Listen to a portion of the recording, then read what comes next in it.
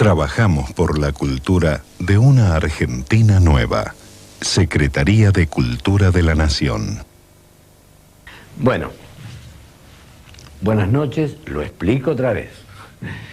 Las canas son teñidas para la película de Sergio Renán que se llama El sueño de los héroes. Tengo algunas cositas amarillas combinadas con algún negro que es para la obra de teatro que estoy haciendo de Carlos Gorostiza, Los otros papeles. O sea que no me volví loco, es un trabajo que estoy haciendo para los personajes. Estoy caracterizado para los personajes que estoy haciendo. ¿Están conformes? En todo teatro de hoy, bueno, tal vez aparezca con otros looks diferentes. Bueno, me saco el saco porque hoy tenemos un día interesante. Lo primero es... No, lo primero no sé cuál está. Nina Cortese está con Pires, ¿no? Que está para hablar sobre una obra. Carlitos Pacheco con Tendencias. Hay una mesa redonda sobre los autores, donde se va a tocar un tema bastante importante que tiene que ver con el 10% de los autores o el 20% cuando la entrada al teatro, sobre todo en los teatros oficiales, es muy barato, etcétera, etcétera. Y además, Luis Massa hablando del periodismo en reportajes de Córdoba y de Eugenio Zanetti, que era una cuenta pendiente que teníamos. Dejo el saco y me voy. Ahí está.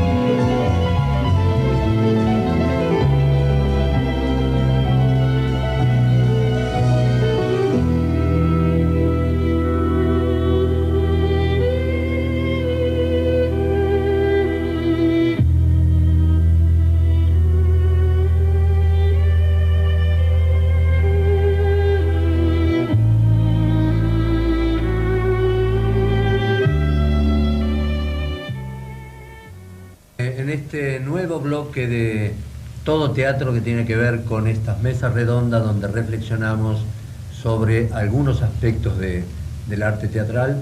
Hoy está dedicado a algunas reflexiones que van a hacer algunos autores. La tenemos a Nina Cortese, que cumple un doble papel, autora y periodista. Bueno, los dejo con Carlitos Pacheco, que nos va a presentar.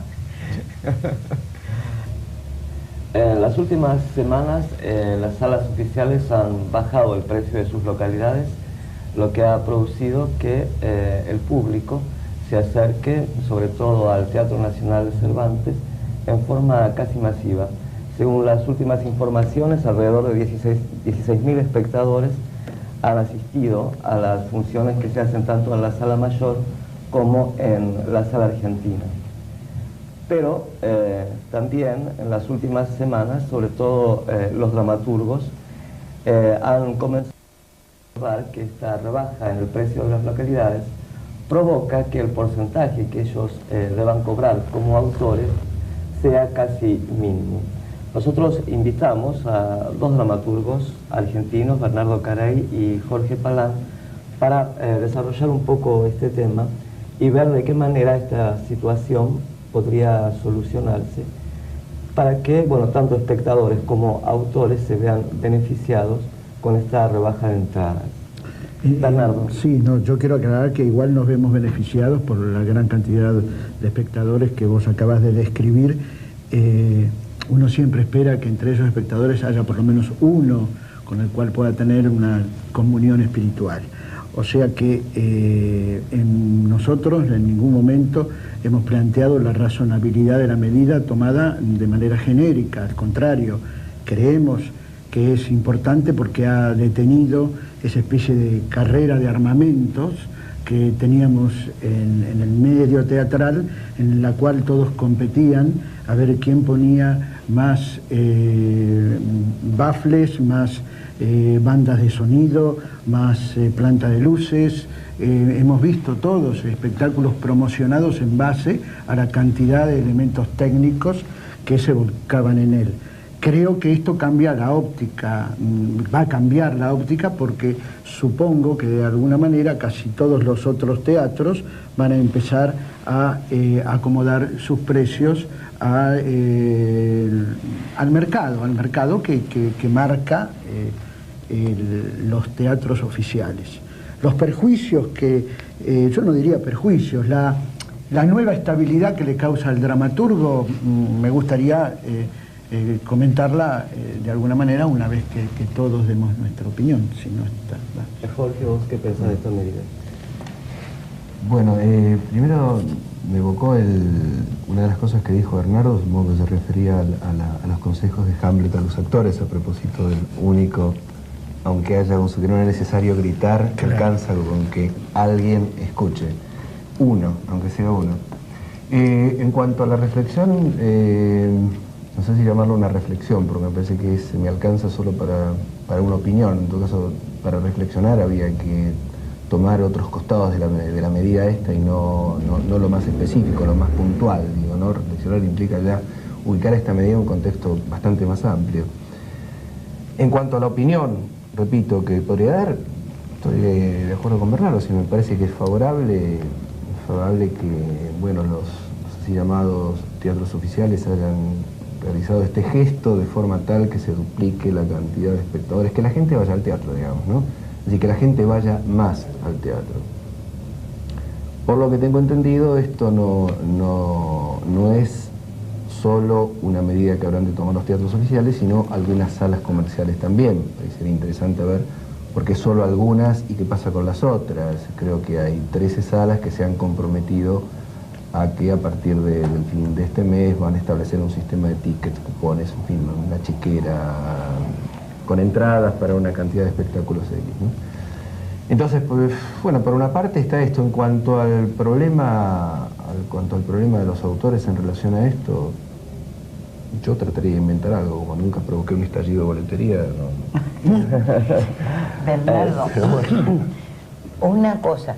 Tú dijiste con respecto a la carrera en cuanto la carrera armamentista técnica, de emplear es decir, sí, claro, mi amor, pero tanto el espectáculo que en este momento está dando el Cervantes como el que está dando el San Martín, el Avaro y el Relámpago son espectáculos donde se pone en funcionamiento toda la parafernalia que tienen los dos teatros, lo que me parece fantástico. Sí, pero por eso digo, lo que significa que la rebaja del valor de las entradas ha conseguido de cualquier manera que la economía de los teatros, de ambos teatros, no se vea afectada. Ajá. Más aún, la rebaja en el San Martín oscila en un 30 y tantos %, se bajó de 12 a 8 pesos. Y creo yo que la afluencia de público se duplicó o triplicó. O sea, económicamente al teatro le conviene. Lo que sucede, lo que vemos los autores, que nosotros somos los únicos de los que formamos la comunidad teatral o el sujeto estético, nosotros somos los únicos actores de ese sujeto estético que estamos atados al porcentaje. Después no lo están en general. Un poquito como bueno, yo tengo, claro, porque esto claro, no se sabe. ¿Cómo cobran los autores cobran el 10% del valor de la entrada. Ese 10% se calcula sobre la totalidad bruta de la recaudación. A partir de ahí recién vienen los descuentos que habitualmente hay impositivos o de municipalidad. Y el de músico, más o menos un 3%. De un 3 a un 5% según la música sea incidental o sea escrita especialmente, y un 10% para el autor. Es alrededor de un 15% en los casos de que haya de que sea un espectáculo complejo, que se retira de boletería con anticipación. Lo que sucede es que la realidad es que en general el autor joven, el autor nuevo, no es mi caso, pero son muchos más de lo que uno piensa. Ese autor nuevo y joven no va a la sala principal del Cervantes ni a las dos salas grandes del Teatro San Martín. Va a la Cunil Cabanillas en el San Martín, cuyo 33% de aumento no alcanza a suplir la cantidad de localidades que oscila entre 80 y 100. O la Sala Argentina, donde este año justamente va a haber 3 espectáculos argentinos de autores contemporáneos argentinos. En la Sala Grande, además de Strindberg, creo que va una versión de Felipe Noboa. Está bien, es un clásico argentino, pero el autor joven que llega no tiene la facilidad de la Sala Grande, donde con 2.000 o 1.500 espectadores ese nuevo precio se diluye, se evapora. ¿Y de qué manera se podría solucionar? No, yo lo que digo es esto, el ejemplo es la artista que está en estos momentos con su obra Autodefensa entre bambalinas, que le habrá llevado seguramente, Patricia Zangaro, le habrá llevado seguramente, estoy seguro porque leí sus materiales con anticipación, alrededor de 2 años la elaboración de ese material. Finalmente se ensaya, se empieza a ensayar en enero, se estrena en mayo, le resta junio, porque además el Teatro Oficial pone limitaciones justas de 2 meses de temporada, no es que está toda la temporada. Y ella percibe por derecho de autor, porque van muchos jóvenes y los jóvenes pagan un peso. Claro, van muchos jóvenes, los jóvenes pagan un peso, y entonces ella percibió por el 50% de la temporada, digamos, por el mes de abril, 350 pesos. Es una cifra muy ínfima para... yo sé que el arte no se mide por cifras, pero se vive previamente antes de ser artista. Aclaremos que, acá, en general los actores y el director los actores tienen un sueldo, cualquier actor está en 1.000 pesos por mes. ¿Y cómo podría solucionarse este desfase? Que tampoco alcanza. Él se quiere enojar conmigo. No, enojarme no. Lo que sí pensaba... Es horrible hablar de este tipo de cosas, pero son reales y concretas. A ver, ¿qué ibas a decir? Una cosa muy breve. Un poco la pregunta de Carlos, no sé cómo puede solucionarse. Bueno, pienso que alguna medida Argentores podría implementar en relación a esto. No lo sé. Pero hay una cosa que tampoco hay que dejar de lado, en el sentido de si un autor joven estrena en una sala oficial, aunque sea en la Cunil Cabanillas, y van a ver su obra una cantidad muy grande de personas, entre las cuales hay muchas personas jóvenes, me parece que eso sí ya es una satisfacción importante. Claro, sí, yo no digo que no, Jorge, pero es lo mínimo lo que podemos aspirar. Es decir, lo mínimo que podemos aspirar es que el Estado, por medio de sus 2 grandes teatros, abra sus puertas a los nuevos escritores, los programe, estén. Eso no nos crea una culpa, porque si no es como tener una culpa por haber accedido y aceptar condiciones de trabajo que habitualmente los medios voraces comerciales no las aceptan. Yo recuerdo que los teatros oficiales tuvieron en algún momento, Somigliana, en su gestión del 84-85, más o menos por esa época, al encontrarse con un problema similar, porque los teatros comerciales elevaban los precios, el Teatro Cervantes no lo hizo, modificó el porcentaje del autor, le pasó más a Argentores, le pasó el 15 o el 20, no me acuerdo. Quive Staif, cuando fue director del San Martín, hizo lo mismo en la época de la Secretaría de Pacho O'Donnell. Entonces ya hay un antecedente de eso. Hay un antecedente. Quive nos pagó, me acuerdo, en el 85 yo estrené en la Cunil, y pagó más del 10%, porque entendió esta situación. Porque los precios con respecto a los precios del mercado habitual eran muy bajos y la temporada era 2 meses y se acababa. Y Robner ahora en su última gestión no aumentó el porcentaje, pero sí le dio un avaluar. que es algo que se hace en la actividad privada, una buena además, salida, que se negocia frente a frente, además, francamente, ¿no? De acuerdo. Porque además hay otra cosa, que estoy de acuerdo con lo que dijo Palán. Aparte del hecho de que significa una satisfacción y un acceso, esa vidriera, también está el hecho de que en el teatro se pone la obra y el teatro se hace cargo de la fotografía y de todo, lo que me parece que es... No es poco. Exacto, es interesante. Claro. Sería cuestión de hilar. Deberíamos pedirle a las autoridades del Cervantes entonces que, bueno, revean un poco estas... Pero que no revean los precios, por favor. No, claro. Eso no. Pero las cifras que yo he dado creo que no son tampoco como para pensar que el autor está... Pero lo del evaluar es una salida. El evaluar es otra salida. Es interesante, me parece. Bueno, les agradecemos mucho y ojalá pronto se solucione este inconveniente o pequeño. Y ojalá esta política del Cervantes y del San Martín se pueda seguir, no solo porque va a ser importante porque va a marcar en los teatros independientes que siempre, o teatros de arte hoy, que siempre pusieron un precio similar al del San Martín y al del Cervantes, nunca fueron más arriba, van a tener que adecuarse también. Vamos, sí, pero ojo, porque hay una diferencia muy importante, que en estos teatros así llamados independientes, para darle ese nombre hoy, en esos teatros la producción es distinta. Claro, es de cooperativa. La producción es por eso. Estos teatros producen, digamos, está bien, quizás sea producto y con un esfuerzo muy grande. Quizás sea el producto de otra mesa redonda, habrá que buscar por otros lados subsidios, aportes, rebajas de impuestos, no sé, una serie de cosas que... Pero bueno, comencemos porque empecemos los por autores tengan este reconocimiento en las salas oficiales. No, y yo lo que quería pedirte antes que cortes un solo segundo es simplemente que ojalá el ejemplo del Cervantes y del San Martín cunda a las salas oficiales del interior, que son muchas. También, seguro. Bueno, muchísimas gracias.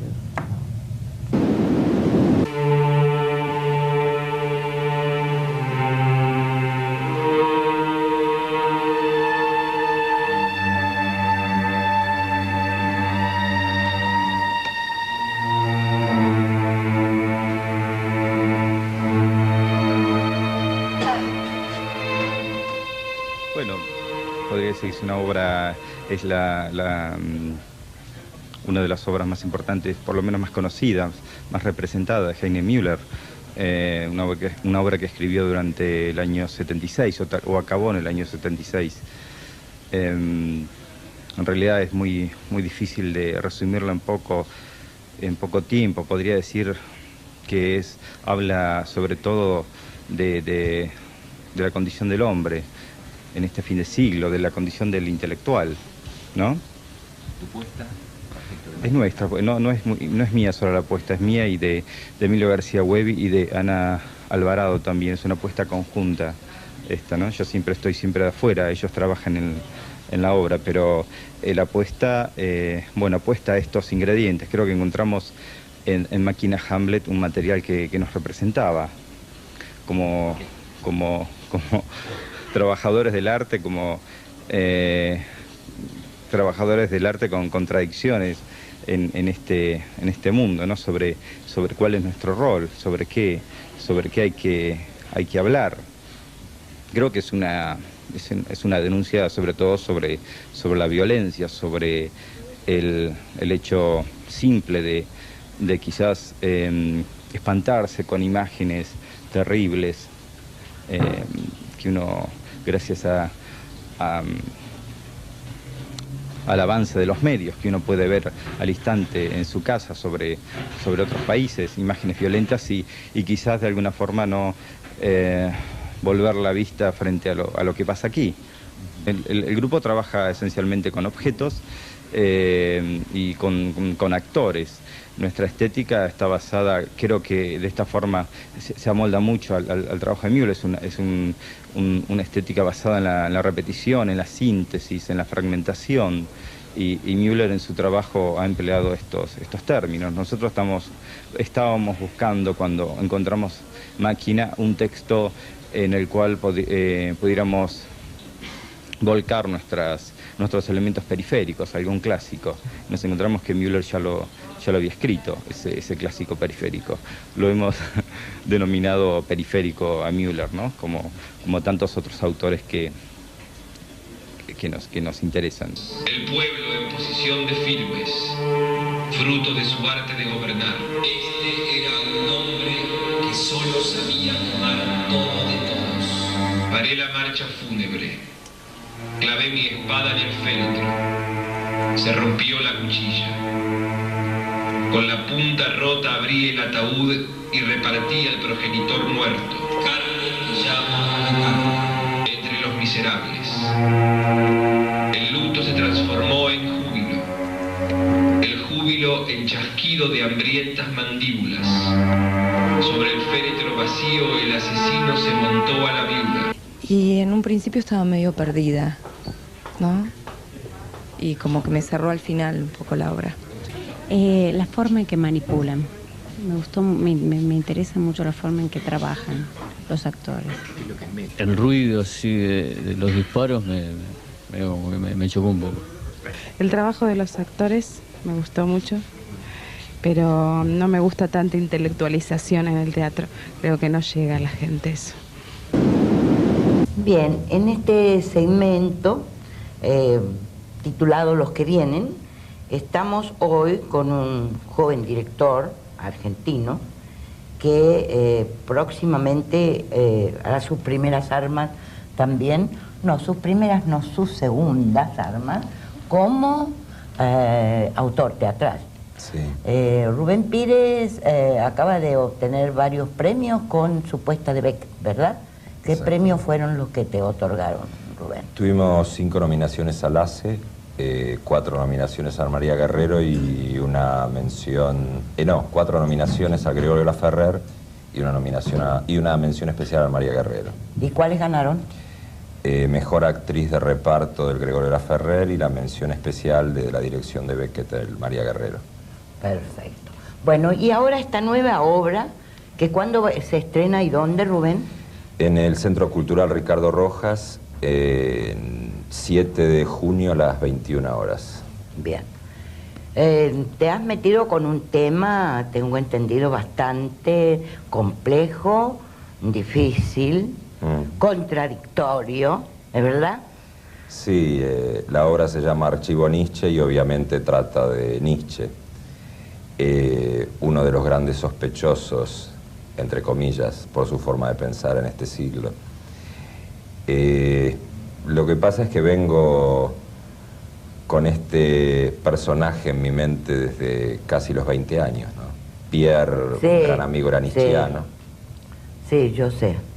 Teníamos largas conversaciones con Pierre sobre eso. Claro, Así hablaba Zaratustra es un libro que casi el más conocido del, creo que dentro de la filosofía es uno de los libros que más se ha leído, Así hablaba Zaratustra.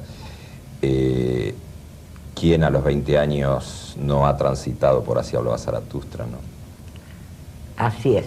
¿Y cómo has compuesto la obra? ¿De qué manera has dramatizado ese material? Mira, yo tomé el último día de vida de Nietzsche. El 25 de agosto de 1900, él muere cerca de las 12 del mediodía, víctima de un ataque de una especie de catarro, una especie de neumonía. Ya venía con principios de parálisis y estaba loco hacía 11 años. Siempre fue un hombre, claro, siempre fue un hombre con una salud muy lábil, endeble, seguro. muy endeble. Sí. Sufrió enfermedades, tenía miopía desde su juventud, sufría dolor de cabeza, bueno, de todo. Inclusive contrae sífilis en un prostíbulo de Leipzig, sí, a los 25 años, que es una de las causas que algunos asignan a la locura. Otros no, porque su padre murió también de una especie de... No se sabe bien si fue derrame cerebral o qué, porque la hermana como que tiñó todo y desdibujó mucho la figura. Sí, ella tapaba y hacía grandes puestas en escena, sí, por su propia cuenta, ¿verdad? La obra Archivo Nietzsche toma el nombre de la casa en que Nietzsche vivió, que ella, a costillas de una admiradora de Nietzsche, von Meiserhum, le paga la casa y ella lo tenía al hermano ahí y muchos iban a verlo al hermano loco ahí. Y ella... Fuera un espectáculo. Exacto. En el año 34 sale del archivo Nietzsche de hablar con Elisabeth Nietzsche, Hitler, y ella le había dado el bastón de Nietzsche. Él sale con el bastón de él. De ahí para completar, claro, una serie de interpretaciones que mucha como gente, terroríficas que se han hecho. claro, muchos lo toman por antisemita, por un montón de cosas, bueno, que obviamente no ha sido. Él también tuvo sus buenos problemas con Wagner, ¿verdad? ¿Algo de eso reflejaste en la obra? Aparece Wagner en un momento.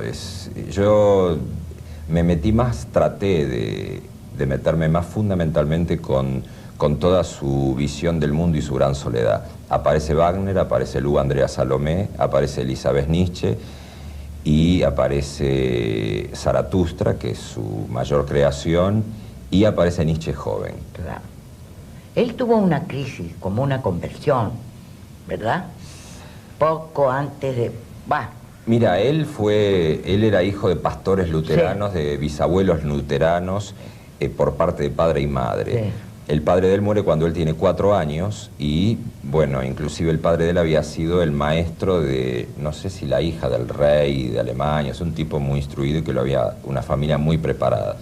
No de pasar miserias, pero tampoco de tener grandes fortunas. Eran de origen polaco y cuando él en un momento empieza a descubrir el tema de la fe y se la empieza a cuestionar, pero hay que ver con todo el clima que reinaba a su vez en Europa en el 1860, o sea... Bien, ¿y cómo ha ceñido eso? Hay un personaje de joven, porque así aclaramos un poquito y dejamos algo picando en la curiosidad del espectador. Luis Campos hace el Nietzsche viejo, el único real. Sí. Hugo Grosso hace el Nietzsche joven, Sergio Oviedo hace el Zaratustra y Alejandra Figueroa hace a la hermana Luz Salomé, Wagner y la prostituta con la que él se agarra la sífilis en Leipzig. Bueno, será cuestión de invitar al público entonces a que vean la función a partir del día 7 de junio a las 9. En el Rojas, ¿verdad? Sí, es una opereta. Bien. Es una opereta. Perfecto. Gracias. Allá estaremos. ¿Cómo no?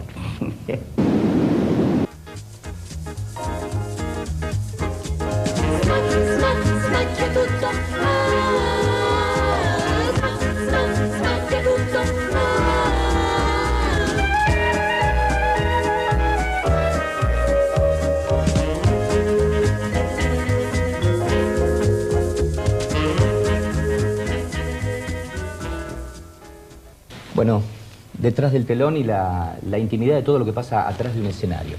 Hoy tenemos a Alberto Velati. ¿Todo? ¿Vas a contar todo? No, todo, no. Vamos a hablar específicamente... Nos cortan, si contás todo. No. Bueno. Alberto Velati, un hombre que muy prolífico y que tiene como dos corrientes, la plástica y la escenografía. ¿Sí? ¿Por dónde se empieza? Y mira, las dos corrientes pueden ser un cortocircuito también. Por ejemplo. No sé si trifásicas, ¿dónde vas?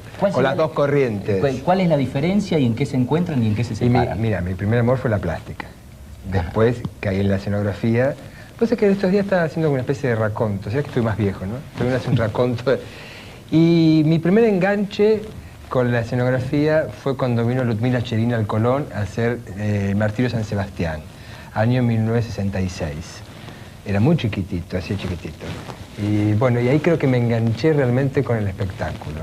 A partir de ahí, sí, con el gran espectáculo, porque ver a Ludmila Cherina haciendo Sebastián era muy fuerte, ¿no? Creo que ahí me enganché realmente. Y alguien que se dedica a la parte visual, convengamos que la escenografía forma parte fuerte de lo visual dentro de un espectáculo. Sí. ¿Qué conflictiva tiene con un artista plástico, digamos? Un escenógrafo pinta, arma y eso queda quieto y es parecido a una pintura. ¿En qué lugar? No tiene nada que ver. No tiene nada que ver. ¿Cuál es la diferencia? Aunque vos sabés que yo tengo como... Soy dentro de la plástica, estoy como mal acostumbrado con el teatro, porque generalmente estoy trabajando a través de un texto para llegar a un cuadro, a una parte pictórica, a un cuadro. Que generalmente los pintores no pasan por ahí. O sea, que o tienen sus propias ideas, o sus sueños, o sus imaginaciones y las plasman, o te hacen 3 manchas y figura 2, figura 4, naturaleza muerta 23, esas cosas que hacen siempre. Yo me imagino vos, frente a esto que... Yo primero me enamoro de un texto, me enamoro de una idea, Lo que estuve haciendo ahora, que casualmente estoy exponiendo en la Galería Martínez Céspedes, Bolívar 660, vayan todos rápido, los son muy baratos para comprar, se puede con tarjeta de crédito, propongan y vamos a ver qué hacemos. Me enamoré en 1970 de los cantos de Maldoror del Conde de Lautremont. Soy muy fiel, muy seguidor, en el 70 estoy hablando. Y quizás no estaba preparado para hacer esto en ese momento. Y muchos años después largo los cantos de Maldoror con esta serie de cuadros. Que no tiene nada que ver con el teatro, pero también tiene que ver.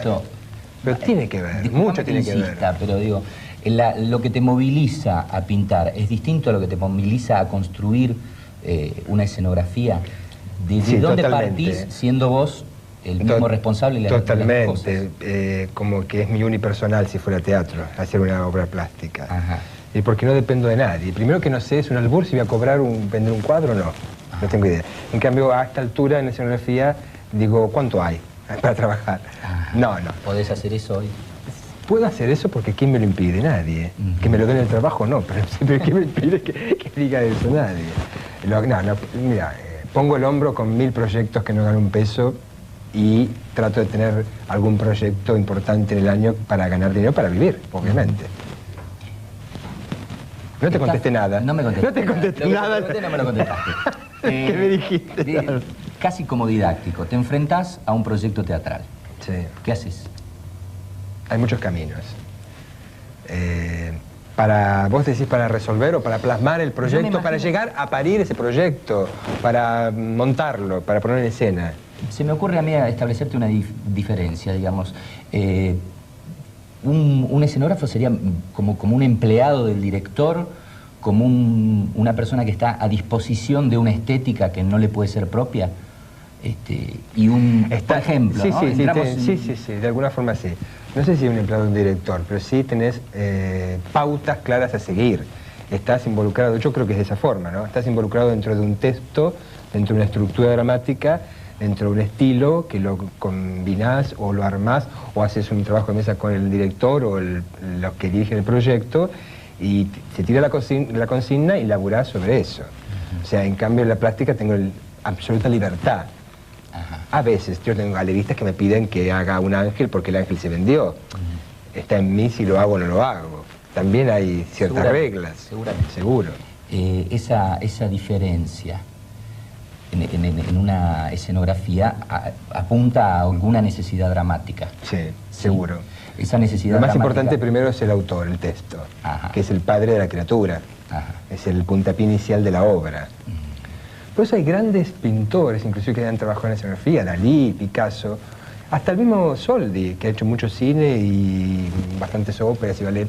Pero es tan fuerte su estética que pasaba en primer plano su trabajo y no estaba involucrado o no se integraba. Bien. Yo creo que el escenógrafo tiene que estar integrado al proyecto. Ahí va mi pregunta. ¿Cómo te involucras en eso? Integrándome. Yo dejo cosas mías de lado por integrarme. O sea a veces tengo ganas de poner ciertas cosas a una estética, pero la obra no me lo permite o no lo resiste temáticamente. Entonces trato de amoldarme. Y si no, vos vas a ver mucha gente que es fantástica desde lo plástico, pero cuando monta un espectáculo pasa a ser la vedette del espectáculo y ahí creo que falla. Creo que la realidad, la vedette es todo el proyecto, que nada sobresalga más que otra cosa. Nosotros vamos a seguir conversando porque es muy curioso esto, pero todo teatro sigue. La implicancia dramática que tenés en una pintura necesita de los mismos elementos. No, me reía porque acá, ustedes que me vieron desde el comienzo del programa, el look que tengo, bueno, ya saben que se trata de la película de Sergio Renán y la obra que estamos haciendo en el Blanca Podestá, los otros papeles, pero todo el mundo que viene me pregunta qué me está pasando. Bueno, nada en especial, es simplemente una caracterización para este trabajo que estoy haciendo en cine. Y en este bloque de siempre, de todo teatro, que está dedicado a una personalidad del teatro, tanto en la parte actoral como la dirección, como la parte de producción. Hoy tenemos una parte del teatro, de toda la actividad teatral del país, que la conducen, la llevan y los protagonistas son los periodistas. Yo siempre digo que los periodistas son aquellos compañeros de ruta que nos acompañan en nuestra carrera diciéndonos lo que sí y lo que no, pero que en realidad estamos juntos en este camino. Hoy estamos con Luis Mazas. Luis, ¿cómo te va? Te voy a aprovechar hoy porque este bloque tiene que ver con los papeles. Sí. ¿Cuántos reportajes te hice yo? ¿Cuántos reportajes me ha hecho Luis? Es verdad, ¿no? Pero hoy hay varias cosas que están en tu persona. Una es, esto va para todo el interior, la actividad del periodista dentro del mundo del teatro. La otra es que tenemos una cuenta pendiente con el programa que hicimos sobre Córdoba y sobre Eugenio Zanetti. Y yo me enteré por el hermano, por Abelardo, que vos sos un compañero desde la infancia de Zanetti, y esta cuenta la tenemos pendiente con los espectadores para que la figura de Zanetti sea conocida en toda la profundidad que podemos. Y el otro tema es Córdoba, aquellos que se van de Córdoba a hacer una tarea por el mundo y su relación con ese lugar que fue de ellos. Entonces la primera pregunta es, desde el periodismo, ¿cómo es tu inclusión dentro del teatro? Desde el periodismo, bueno, es lo que yo he hecho toda mi vida. Yo soy licenciado en letras en realidad, pero siempre ha sido el periodismo y el teatro fundamentalmente lo que me ha llevado a querer realizarme, ¿no? Y bueno, los primeros años y las primeras cosas mías en el periodismo fueron en Córdoba, ciudad en la que nací, en la que estudié, en la que me crié y en la que comencé mi trabajo profesional. ¿Intentaste como actor o como director? No. Escribí algunas cosas, incluso se publicó un libro de cuentos, pero nada más que eso. Y en aquellos años 60, que es donde yo comencé mi tarea profesional en el periodismo y también en la crítica de teatro, es paralela a mi conocimiento y a mi amistad con Eugenio Zanetti, o sea que ambas cosas corren paralelas, ¿no? En aquellos años 60, un grupo de jóvenes, incluso Alberto Minero, que hoy vive en Nueva York, por ejemplo. Claro, que está a cargo de festivales, ¿no? También Eugenio, y con otra gente, con el arquitecto Bulgeroni, recuerdo, hicimos los primeros festivales nacionales de teatro, fines de los años 60. A uno de los cuales vino Jerzy Grotowski, nada menos. Vino a Córdoba, pasó por Buenos Aires. Y esto a los cordobeses a veces nos ponía muy orgullosos, porque dice, vino a Córdoba. ¿Esto antes de que sea Grotowski o no? ¿Ya cuando era lo más importante? Ya era muy importante. Recuerdo que unas jornadas que se hicieron en Carlos Paz. Y en aquel tiempo, bueno, Córdoba era una gran potencia cultural, lo sigue siendo de alguna manera, pero los años de la dictadura, como a todo el país, le cayeron encima y fueron muy duros. Y bueno, yo me tuve que ir a España en el año 74 y volví, pero volví ya y me quedé en Buenos Aires. Pero bueno, vos querías hablar de Córdoba. ¿Por qué volviste? ¿Y bueno, por quién? Volví porque tenía esa nostalgia que tenemos argentinos, ¿no? Me iba bien en España, yo trabajaba en el diario ABC y trabajaba en la cadena SER de radio, haciendo lo mío. Pero bueno, me encontré con mucha gente querida que pasaba por España, Sergio Renán, a quien yo quiero mucho, y Sábato, ambos dos, Ernesto Sábato y Sergio Renán, de algún modo me entusiasmaron y me abrieron el camino para Buenos Aires. Entonces cuando yo volví, me fui de Córdoba, pero volví y me quedé en Buenos Aires. De esto yo me volví en el año 77 y ya me quedé. Ya te quedaste definitivamente. Uno de los primeros espectáculos que vi cuando volví fue Patria. Eugenio hacía... Claro. Y vos estabas en Batley, que Aleso la dirigía. Dirigía Aleso, exacto. Pero bueno, la relación con Eugenio viene desde... ¿Se conocieron de pibes? De pibes. Él comenzó siempre con la pintura. Él, como ya se habrá dicho acá, viene de un hogar de gente muy ligada a la cultura, ¿no? El papá, claro, un gran poeta. Juan Zanetti. Yo soy Juan Zanetti, no es el libro. Un libro de tapas azules, me acuerdo que me lo leí. Sí, que tiene la puntita redonda, exacto, que tiene esa frase maravillosa, su relación con el mar me niega desde su infancia, decía, ¿no? Nunca había visto el mar. Nunca había visto el mar. Hasta un tiempo determinado.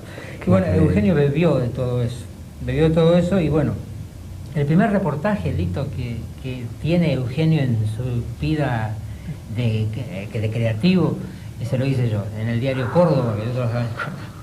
Y él lo guarda como un tesorito. El primer reportaje que se le hizo. ¿Por la actividad teatral o pictórica? Pictórica. Pictórica. Exactamente. Porque él empezó a pintar y a exponer. Esos fueron sus primeros pasos en Córdoba. Y en un momento determinado decidió venirse a Buenos Aires. Cuando yo vengo a Buenos Aires, los primeros tiempos vivo en la casa de Eugenio, hasta que tuve mi propia casa. Pero él ya estaba haciendo cosas acá, me acuerdo, había estrenado La Reina Blanca, un trabajo muy, muy interesante, protagonizado por Elsa Berenguer. Ajá.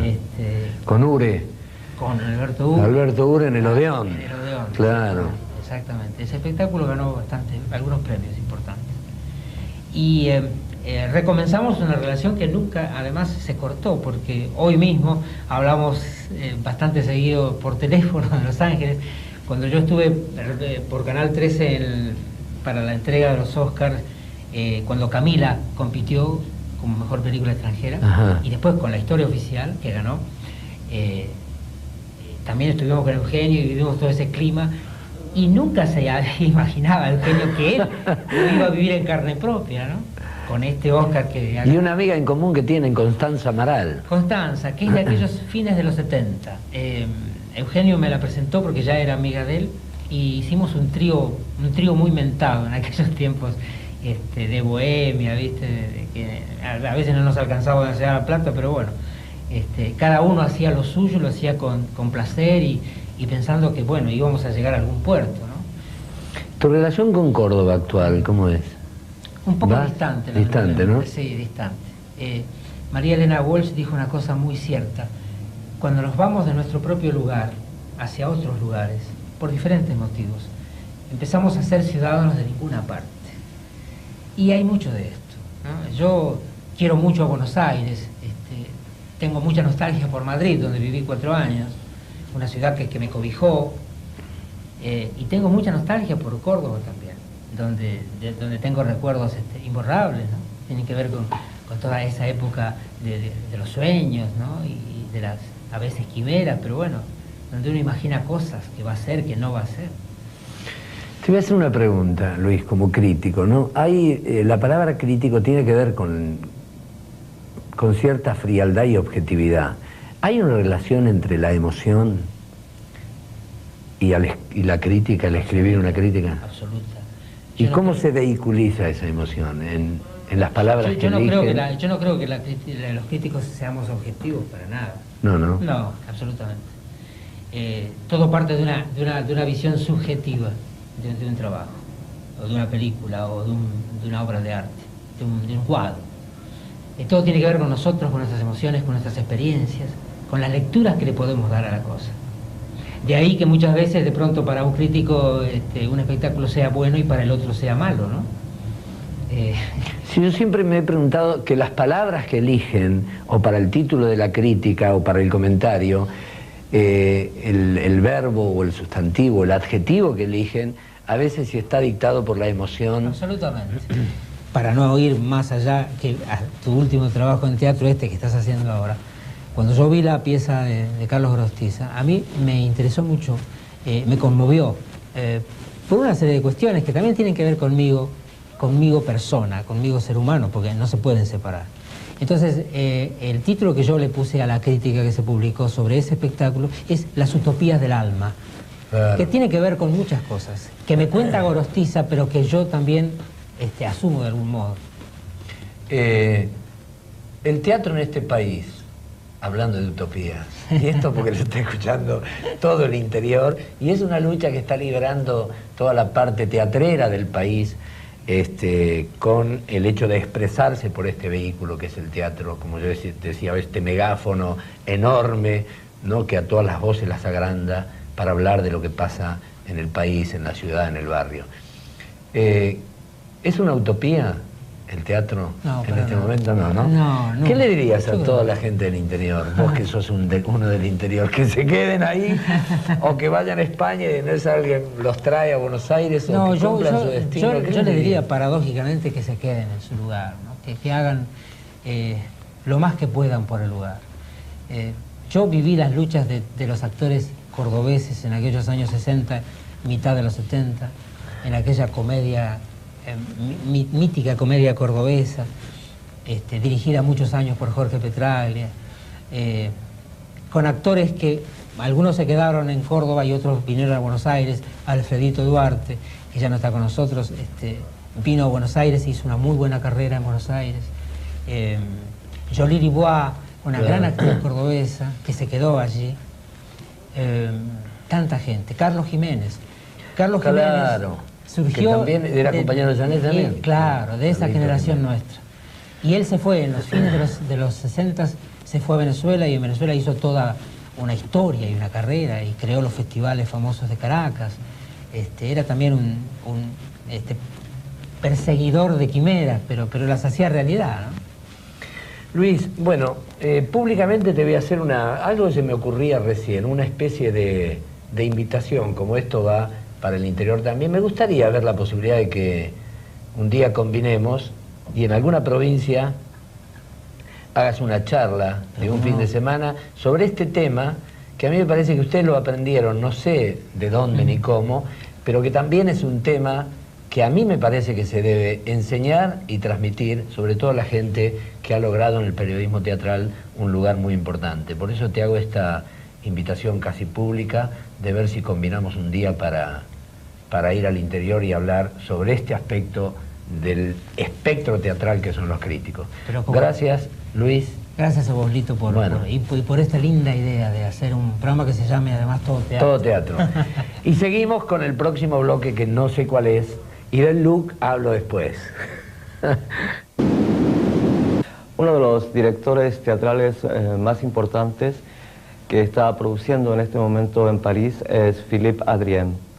Él, junto a su grupo Teatro de la Tempête, está provocando una verdadera revolución en cuanto está tomando algunos textos contemporáneos, pero de décadas anteriores, y les está dando una vuelta de tuerca bastante próxima a nuestra historia actual. En el último Festival de Montevideo tuvimos oportunidad de ver su versión de Esperando a Godot de Samuel Beckett en un espectáculo de profunda vitalidad y que mucho renueva aquella estructura beckettiana de una obra que siempre se tomó como sinónimo de la desesperanza. Ahora Adrien le aporta personalidad muy definida a cada uno de los personajes del texto de Samuel Beckett, los ubica en un inmenso espacio.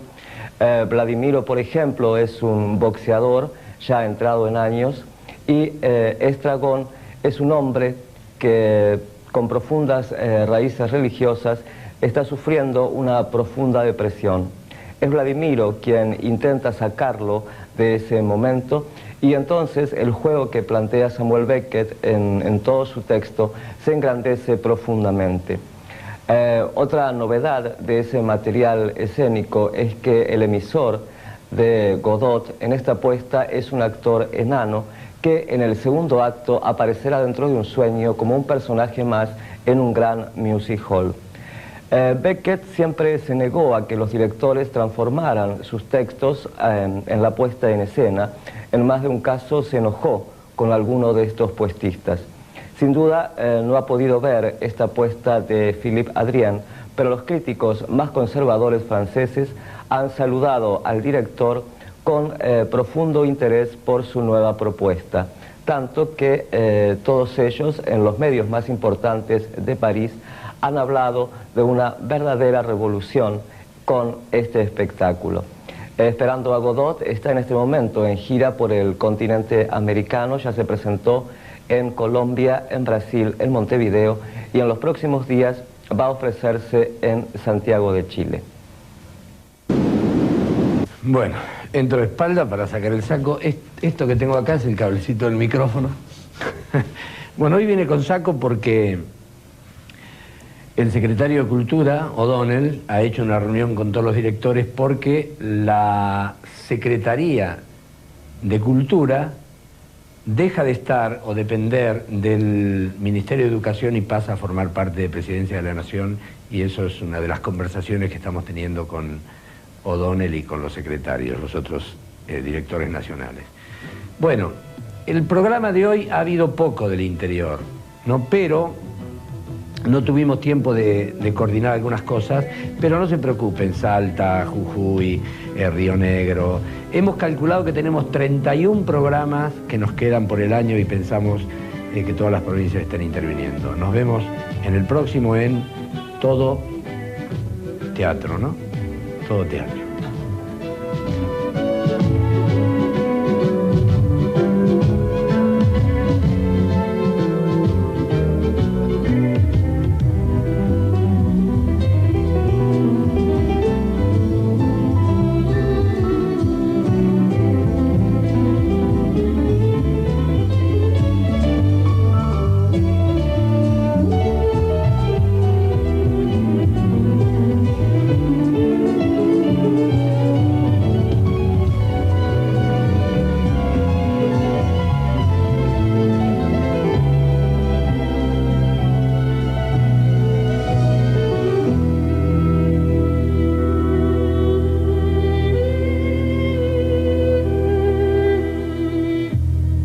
Trabajamos por la cultura de una Argentina nueva.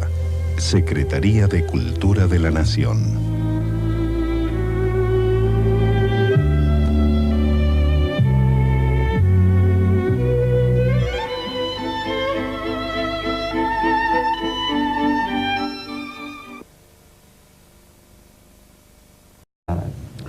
Bernardo. Sí, no, yo quiero aclarar que igual nos vemos beneficiados por la gran cantidad de espectadores que vos acabas de describir. Uno siempre espera que entre esos espectadores haya por lo menos uno con el cual pueda tener una comunión espiritual. O sea que nosotros en ningún momento hemos planteado la razonabilidad de la medida tomada de manera genérica. Al contrario, creemos que es importante porque ha detenido esa especie de carrera de armamentos que teníamos en el medio teatral, en la cual todos competían a ver quién ponía más bafles, más bandas de sonido, más planta de luces. Hemos visto todos espectáculos promocionados en base a la cantidad de elementos técnicos que se volcaban en él. Creo que esto cambia la óptica, va a cambiar la óptica porque supongo que de alguna manera casi todos los otros teatros van a empezar a acomodar sus precios al mercado que marca los teatros oficiales. Los perjuicios yo no diría perjuicios, la nueva estabilidad que le causa al dramaturgo, me gustaría comentarla de alguna manera una vez que todos demos nuestra opinión. Si no está, Jorge, ¿vos qué pensás de esta medida? En este nuevo bloque de Todo Teatro que tiene que ver con estas mesas redondas donde reflexionamos sobre algunos aspectos del arte teatral, hoy está dedicado a algunas reflexiones que van a hacer algunos autores. La tenemos a Nina Cortese, que cumple un doble papel, autora y periodista. Bueno, los dejo con Carlitos Pacheco, que nos va a presentar. En las últimas semanas las salas oficiales han bajado el precio de sus localidades, lo que ha producido que el público se acerque sobre todo al Teatro Nacional de Cervantes en forma casi masiva. Según las últimas informaciones, alrededor de 16.000 espectadores han asistido a las funciones que se hacen tanto en la Sala Mayor como en la Sala Argentina. Pero también en las últimas semanas, sobre todo los dramaturgos, han comenzado a observar que esta rebaja en el precio de las localidades provoca que el porcentaje que ellos deban cobrar como autores sea casi mínimo. Nosotros invitamos a dos dramaturgos argentinos, Bernardo Carey y Jorge Palán, para desarrollar un poco este tema y ver de qué manera esta situación podría solucionarse para que, bueno, tanto espectadores como autores se vean beneficiados con esta rebaja de entrada.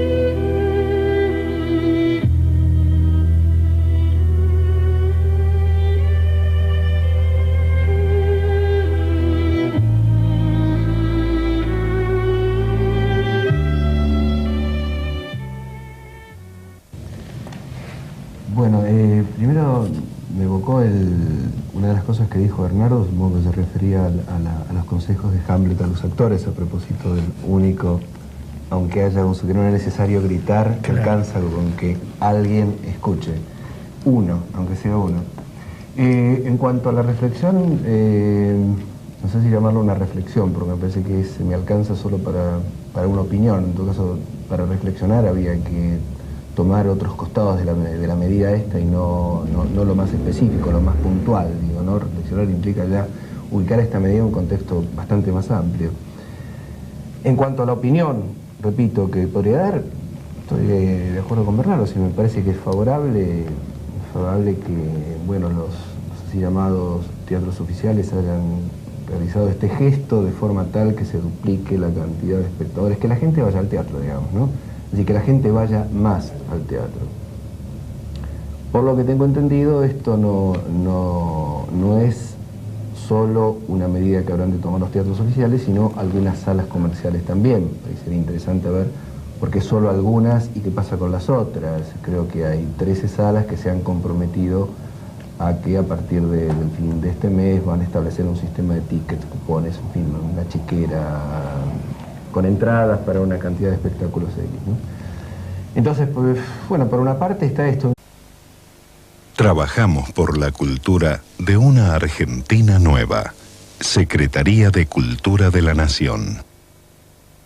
Bueno, buenas noches, lo explico otra vez. Las canas son teñidas para la película de Serge Renard que se llama El sueño de los héroes. Tengo algunas cositas amarillas combinadas con algún negro que es para la obra de teatro que estoy haciendo de Carlos Gorostiza, los otros papeles. O sea que no me volví loco, es un trabajo que estoy haciendo para los personajes. Estoy caracterizado para los personajes que estoy haciendo. ¿Están conformes? En todo teatro de hoy, bueno, tal vez aparezca con otros looks diferentes. Bueno, me saco el saco porque hoy tenemos un día interesante. Lo primero es...